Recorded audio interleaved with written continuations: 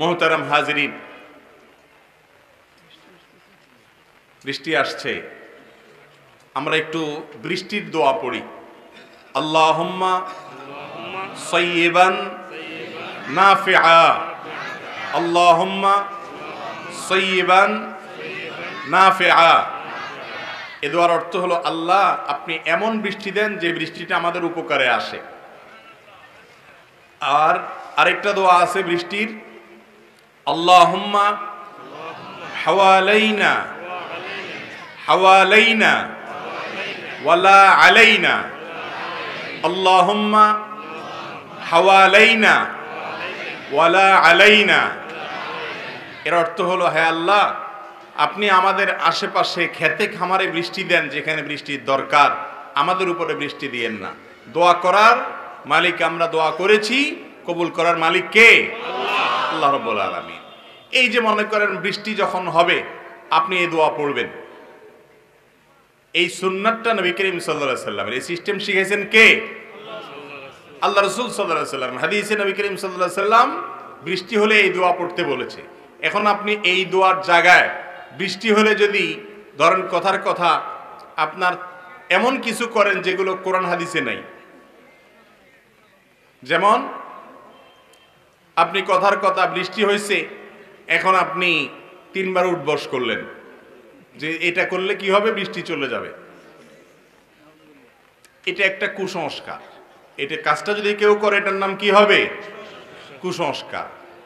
বৃষ্টি হলে আপনি যদি দোয়া পড়েন তাহলে নবী করিম সাল্লাল্লাহু আলাইহি সাল্লাম যে দোয়া শিখিয়েছেন সেটা পড়বেন। আর যদি দোয়া না পড়তে জানেন তাহলে আল্লাহর কাছে আপনার মতো আপনি দোয়া করেন, প্রার্থনা করেন, যেহেতু যে কোনো বিপদগ্রস্ত মানুষ দোয়া করতে পারে। কিন্তু আপনি এই জায়গাতে মন গড়া কোনো কিছু করলে সেটার নাম কি হবে? বেদাত হবে। বেদাত এমন একটা গুনাহের কাজ, যে গুনার কাজটা সাধারণত চোর চোপটা, খুনি ডাকাত অথবা কোনো খারাপ মানুষ, সমাজ যাদেরকে খারাপ মানুষ মনে করে এরকম মানুষরা করে না। দেখতে দিনদার, নামাজি কালামি মানুষ, এই মানুষগুলাই যে গুনাহটা করে সেটার নাম কি? বেদাত। বেদাতের অপরাধটা কারা করে ভাই? নামাজি কালামি মানুষগুলো করে। অতএব আল্লাহ তাআলা এই অপরাধ থেকে, এই গুনাহ থেকে আমাদেরকে বেঁচে থাকার তৌফিক দান করুন। আপনারা অনেকে হয়তো বলবেন যে আমরা কিভাবে বুঝবো কোনটা কোরআন হাদিসে আছে আর কোনটা নাই? আমি এটার জবাবে সবসময় কমন উত্তর দিয়ে থাকি। দেখেন, দুনিয়ার ব্যাপারে আমরা সবাই যার যার ভালোটা সে বুঝার জন্য নিজের বিবেক বুদ্ধি সব খরচ করি, হলেও চেষ্টা করি ভালো কোনটা বের করার, ঠিক না ঠিক? দিনের ব্যাপারে আসলে আমরা বলি না, আমরা তো এত কিছু বুঝি না, হুজুররা যা বলে, এক এক হুজুর এক এক কথা বলে, আমরা কোন দিক যাব?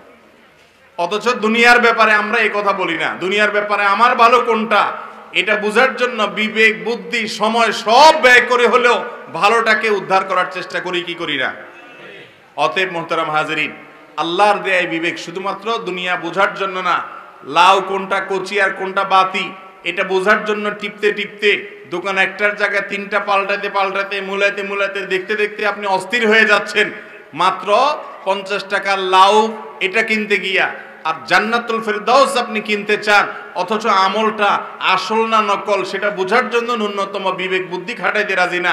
আপনার চাইতে এরকম সস্তার জান্নাত প্রার্থী আল্লাহর জমিনে আর কে হতে পারে?